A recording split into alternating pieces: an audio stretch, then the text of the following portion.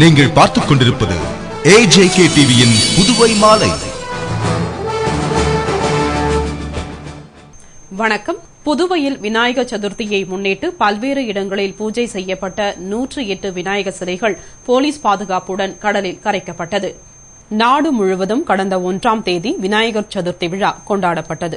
இதனை முன்னிட்டு சாரம் அவ்வை திடலில் 21 அடி உயர விநாயகர் சிலையும் அதுபோன்று பல்வேறு அமைப்புகள் சார்பில் பல்வேறு இடங்களில் விநாயகர் சிலைகள் வைத்து பூஜைகள் நடைபெற்றது.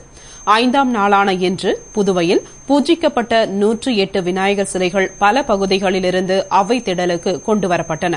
பின்னர் அங்கிருந்து ஊர்வலமாக புறப்பட்டு நேரு வீதி, காந்தி வீதி, சர்தார் வல்லபாய் பட்டேல் சாலை வழியாக கடற்கரை சாலையை சென்றடைந்தது.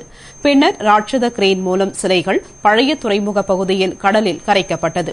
ஊர்வலத்தில் அசம்பாவிதங்கள் ஏதும் நிகழாமல் இருக்க SSP சந்திரன் தலைமையில் SP சிவதாசன் மேற்பார்வையில் 5 இன்ஸ்பெக்டர்கள், 25 சப் இன்ஸ்பெக்டர்கள் உட்பட 200 போலீசார் பாதுகாப்பு பணியில் ஈடுபட்டிருந்தனர்.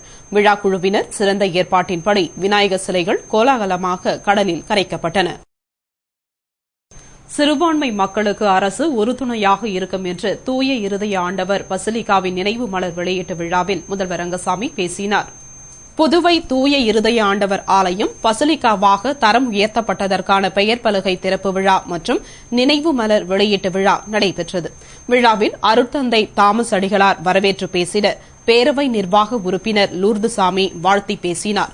விழாவில் சிறப்பு விருந்தினர்களாக ஆளுநர் இக்பால் சிங், முதல்வர் ரங்கசாமி ஆகியோர் கலந்து கொண்டு பசிலிகா ஆவணத்தின் பிரெஞ்சு மற்றும் தமிழ் பலகைகளை திறந்து வைத்தனர். மற்றும் நினைவு மலரை ஆளுநர் வெளியிட அதனை முதல்வர் ரங்கசாமி பெற்றுக்கொண்டு பேசுகையில், இந்த ஆலயம் பசிலிகாவாக தரம் உயர்ந்ததால் புதுவைக்கு பெருமை சேர்ந்துள்ளது. கலைநயமிக்க இந்த கட்டிடத்தை எந்த மாற்றமும் செய்யாமல் பாதுகாக்க வேண்டும்.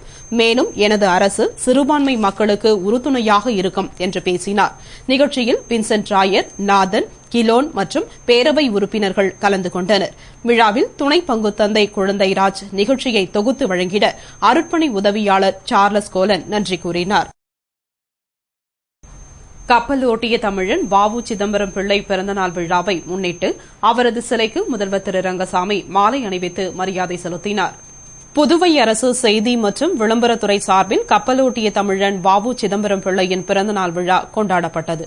இதனை முன்னிட்டு புதுவை சட்டசபை எதிரே உள்ள பாரதி பூங்காவில் உள்ள அவரது சிலைக்கு மாலை அணிவித்து மரியாதை செலுத்தும் நிகழ்ச்சி நடைபெற்றது.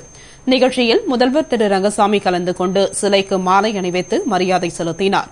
அதனைத் தொடர்ந்து புதிய நீதி கட்சித் தலைவர் பொன்னுரங்கம், அதனைத் தொடர்ந்து வ.உ.சி. இளைஞர் பேரவை துணை செயலாளர் VCC நாகராஜ் உட்பட நிர்வாகிகள் பலர் மாலை அணிவித்து மரியாதை செய்தனர். இதேபோன்று வ.உ.சி.யின் பிறந்தநாள் விழாவினை முன்னிட்டு புதிய நீதி கட்சி சார்பில் மாநில தலைவர் பொன்னுரங்கம் தலைமையில் வ.உ.சி.யின் திருவுருவ சிலைக்கு மாலை அணிவித்து மரியாதை செய்யப்பட்டது மற்றும் அனைவருக்கும் இனிப்புகள் வழங்கப்பட்டது. நிகழ்ச்சியில் கட்சி நிர்வாகிகள் திரளாக கலந்து கொண்டு மாலை அணிவித்து மரியாதை செய்தனர். CID காவலில் இருக்கும் ரவுடி கும்பலிடம் SSP கோட்டா நடத்திய தீவிர விசாரணையின் அறிக்கை IG சர்மாவிடம் தாக்கல் செய்யப்படுகிறது. புதுவை பகுதியில் வீடு புகுந்து திருடிய சிதம்பரம் கும்பலிடம் நகை, பணம் பறித்ததாக ரவுடிகள் ஜனா, தினேஷ், பாஸ்கர் ஆகியோர் கைது செய்யப்பட்டு சிறையில் அடைக்கப்பட்டனர். இதனையடுத்து இந்த வழக்கு CID பிரிவுக்கு மாற்றப்பட்டதால் போலீஸ் காவலில் எடுத்து விசாரணை நடத்தினர். பின்னர் இவர்களிடம் மீண்டும் SSP கோட்டா தீவிர விசாரணை நடத்தினார். விசாரணையில் ரவுடி கும்பல் கூறியதை வாக்குமூலமாக போலீசார் பதிவு செய்தனர். வழக்கை விசாரணை செய்து அறிக்கை தாக்கல் செய்யுமாறு CID போலீசாருக்கு IG சர்மா உத்தரவிட்டிருக்கிறார். எனவே ரவுடிகள் வாக்குமூலத்தை அறிக்கையாக தயார் செய்து IG-யிடம் ஒப்படைக்க உள்ளது. பின்னர் IG சர்மா ஆலோசனை நடத்தி நடவடிக்கை எடுப்பார். செய்திகள் தொடர்கின்றன. மருத்துவம் மற்றும் பொறியியல் படிப்புகளுக்கான சென்டாக் 2ஆம் கட்ட கவுன்சிலிங் நாளை துவங்குகிறது.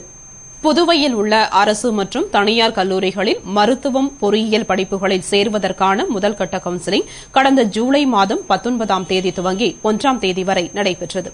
இதனையடுத்து காலி இடங்களை நிரப்புவதற்கான 2ஆம் கட்ட கவுன்சிலிங் நாளை துவங்குகிறது. இதில் நாளை காலை 9 மணிக்கு பார்மசி படிப்பிற்கு, 10 மணிக்கு BSc, MLT, BPT, நர்சிங் போன்ற படிப்புகளுக்கும், பிற்பகல் 2 மணிக்கு மருத்துவ படிப்புகளுக்கும் அனைத்து பிரிவு மாணவர்களுக்கும் நடக்கிறது.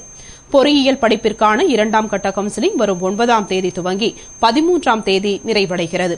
இதில் பங்கேற்க விரும்பும் மாணவர்கள் தங்களுடைய அசல் சான்றிதழுடன் சென்டாக் என்ற பெயரில் 400 ரூபாய் காசோலையுடனும் SC/ST மாணவர்கள் 150 ரூபாய் காசோலையுடனும் வர வேண்டும் என சென்டாக் நிர்வாகம் அறிவித்துள்ளது. புதுவையில் கொலைகள் நடப்பதை தடுக்க 8 ரவுடிகள் ஊருக்குள் நுழைய தடை விதிக்கப்பட்டுள்ளது. மேலும் சிலர் முன்னெச்சரிக்கை நடவடிக்கையாக கைது செய்யப்பட்டுள்ளனர். புதுவையில் தொடர்ந்து கொள்ளைகள் நடந்து வருவதால் போலீசார் மீது பொதுமக்களுக்கு அதிருப்தி நிலவுகிறது. இதனை போக்கும் வகையில் போலீசார் சிறப்பான முறையில் பணியாற்ற வேண்டும். மேலும் முன்னெச்சரிக்கை நடவடிக்கையாக அந்தந்த காவல் நிலைய எல்லைக்கு உட்பட்ட ரவுடிகள் பட்டியலில் உள்ளவர்களை கைது செய்து கடுமையான நடவடிக்கை எடுக்க வேண்டும் என்று உத்தரவிட்டார். அவரது உத்தரவை அடுத்து ஒரே நாளில் 20க்கும் மேற்பட்ட ரவுடிகள் மீது வழக்கு பதிவு செய்யப்பட்டுள்ளது. மேலும் ரெட்டியார்பாளையம் காவல் நிலைய பகுதியில் John Alexander, Diwakar, Francis, Prakash, யூகோ ஜான் சுசைராஜ், அரியங்குப்பம் காவல் நிலைய பகுதியில் சிவபாலன், திருஞானம் ஆகிய 8 பேருக்கு புதுவைக்குள் நுழைய தடை விதித்து நீதிபதி உத்தரவிட்டுள்ளார். மேலும் உருளையன்பேட்டையைச் சேர்ந்த குள்ளவேலு, அப்துல்லா, இளையவாணன் மற்றும் அதே பகுதியைச் சேர்ந்த 3 பேர் முன்னெச்சரிக்கை நடவடிக்கையாக கைது செய்யப்பட்டுள்ளனர். வில்லியனூரைச் சேர்ந்த வினோத், அர்னால்டு முருகனை வழக்கு பதிவு செய்து தேடி வருகின்றனர். இது மட்டுமின்றி புறநகர் பகுதியில் பொதுமக்கள் அமைதிக்கு கேடு விளைவிக்கும் பல ரவுடிகள் கைது செய்யப்பட்டு வருகின்றனர். முக்கிய ரவுடிகளை குண்டர் தடுப்பு சட்டத்தின் கீழ் கைது செய்யவும் திட்டமிட்டுள்ளனர். போலீசாரின் அதிரடி நடவடிக்கையால் மேலும் 52 ரவுடிகள் கைது செய்யப்பட்டனர். இதனால் பயந்து போன ரவுடிகள் வெளியூருக்கு ஓட்டம் பிடித்துள்ளனர்.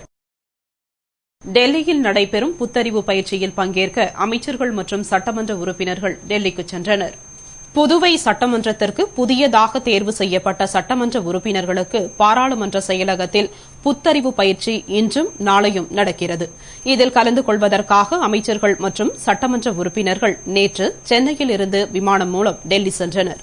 சபாநாயகர் சபாபதி தலைமையில் அமைச்சர்கள் கல்யாண சுந்தரம், ராஜவேலு, பன்னீர்செல்வம், சட்டமன்ற உறுப்பினர்கள் நேரு, வைத்தியநாதன், அங்காளன், PR சிவா, செல்வம், கார்த்திகேயன், அன்பழகன், ஓம் சக்தி சேகர், புருஷோத்தமன், பெரியசாமி, பாஸ்கர், வத்சராஜ், லட்சுமி நாராயணன், திருமுருகன் ஆகியோரும் அவர்களுடன் சட்டசபை செயலர் சிவபிரகாசம், சபாநாயகரின் செயலர் மோகன் ஆகியோரும் டெல்லி சென்றுள்ளனர்.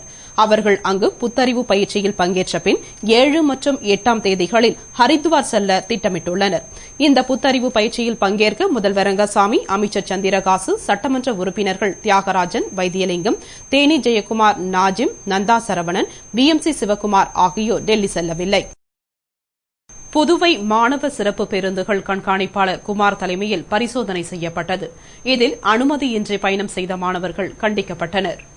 புதுவை அரசு சார்பில் மாணவர்களுக்கு என மாணவர் சிறப்பு பேருந்துகள் இயக்கப்படுகின்றன. இந்நிலையில் பேருந்துகளில் மாணவர்கள் படியில் தொங்கிக் கொண்டு செல்வதாகவும் மேலும் பேருந்து மேல்கூரையில் பயணம் செய்வதாகவும் PRTC கண்காணிப்பாளர் குமாருக்கு தகவல் கிடைத்தது. அதனையடுத்து புதுவை முழுவதும் செல்லும் மாணவர் சிறப்பு பேருந்துகளை பரிசோதனை செய்ய முடிவு செய்யப்பட்டு கண்காணிப்பாளர் குமார் தலைமையில் பரிசோதனை ஆய்வாளர்கள் ரங்கசாமி, ராமமூர்த்தி ஆகியோர் பேருந்துகளில் பயணம் செய்யும் மாணவர்களிடம் விசாரணை நடத்தினார்கள். விசாரணையில் மாணவர்களுக்காக கொடுக்கப்பட்ட அனுமதி சீட்டு இல்லாமல் பல மாணவர்கள் பேருந்தில் பயணம் செய்தது கண்டுபிடிக்கப்பட்டது. இதனைத் தொடர்ந்து அதிகாரிகள் அவர்களை கண்டித்தனர். புதுவை தவளக்குப்பம், மூலக்குளம், பத்துக்கண்ணு, வில்லியனூர் ஆகிய பகுதிகளில் பேருந்து சோதனை நடத்திய அதிகாரிகள் மேலும் தொடரும் என்றும் மாணவர்கள் கட்டுப்பாட்டுடன் நடந்து கொள்ள வேண்டும் என்று வலியுறுத்தினர். மேலும் கண்காணிப்பாளர் குமார் கூறுகையில் அரசு சார்பில் விடப்படும் மாணவர் சிறப்பு பேருந்துகள் சரியான வழித்தடங்களில் இயங்கவில்லை என்று புகார் எழுந்துள்ளது. அதனை கண்டுபிடித்து ஓட்டுநர் மற்றும் நடத்துனர்களை கண்டித்துள்ளோம். மேலும் ஓட்டுநர் சீருடை அணியாமல் பேருந்து இயக்கக்கூடாது என்று கூறியுள்ளோம். மாணவர்களை இருக்கைக்கு தகுந்தாற்போல் ஏற்றிச் செல்ல வேண்டும் என்றும் கூறியுள்ளோம். மாணவர்களும் இதற்கு ஒத்துழைக்க வேண்டும். பள்ளிக்கு செல்லும் அவசரத்தில் படியில் தொங்கிக் கொண்டு போனால் விபத்து நடைபெற வாய்ப்புள்ளது. எனவே மாணவர்கள் கட்டுப்பாட்டுடன் நடந்து கொள்ள வேண்டும் என்று கூறியுள்ளோம். இன்றைய சோதனையில் 4 மாணவர் சிறப்பு பேருந்துகள் இயக்கப்படவில்லை என்பதை கண்டுபிடித்தோம். பின்னர் ஓட்டுநர்களை கண்டித்துள்ளோம் என்று கூறினர். இத்துடன் செய்திகள் நிறைவடைந்தன. வணக்கம்.